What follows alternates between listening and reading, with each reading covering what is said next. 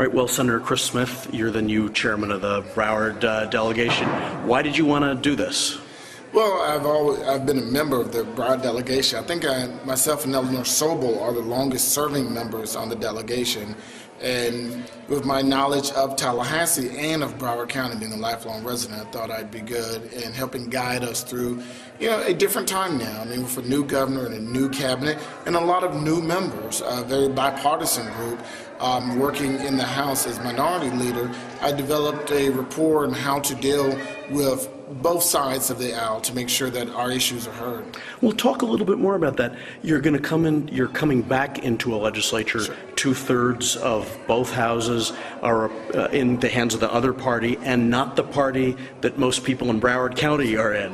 So, how do you deal with that? Well, when I was minority leader in the House, I didn't have 40 members, but every one of my members passed legislation because I was able to work with Republican leadership and make sure that all voices are heard. And the one thing about Broward County is it's thought of as a Democratic county, but this is a very bipartisan county. When you look at the dollars, the governor's campaign office was on Las Olas Boulevard.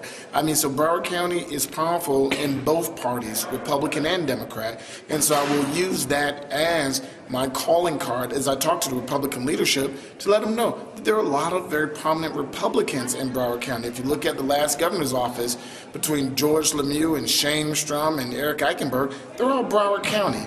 So we're maybe thought of as a Democratic county, but there's a lot of Republicans here and our issues need to be heard. So I guess, is it fair to say that not all is lost for people who, in Broward County residents, who are concerned about maybe the political outlook? Right, but if you look at the leadership in Tallahassee, I mean, we've been under Republican leadership for 12 years, but if you look at in the governor's office, I mean, from George Lemieux, Broward County, Shane Strum, chief of staff to the governor, I mean, so Ed Perswally, we have a lot of Republicans from this county that are in that mode of a Jim Scott. For years, Jim Scott, as a Republican, represented Broward first, not the Republican Party, but Broward.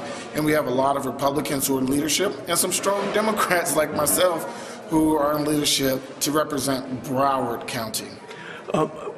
We're obviously in a big era of fiscal restraint and voters concerned about spending, and this will affect Tallahassee and Washington. I mean, how is that going to affect the way things are done in the next year and the next couple of years in the legislature? Well, we're going to have to find creative ways of doing things without dollars per se.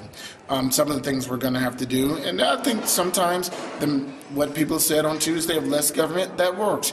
As we do less government, it's less dollars being spent, but it's giving people opportunities and not tying their hands. For years from Tallahassee, we sent a lot of dollars down, but with strings attached to it. So now maybe we'll send less dollars, but you know what? Less strings and allow innovation from our cities, from our school